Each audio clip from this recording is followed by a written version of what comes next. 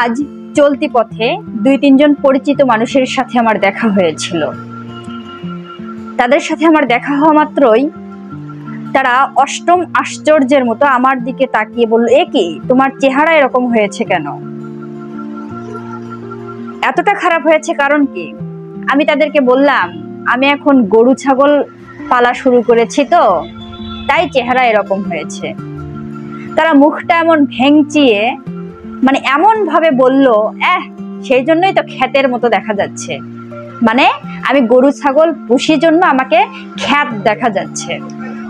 তারা আবার শহুরে মানুষ, তো শহরে থাকে, কুকুর বিড়াল পোষে, এজন্য তারা মডার্ন।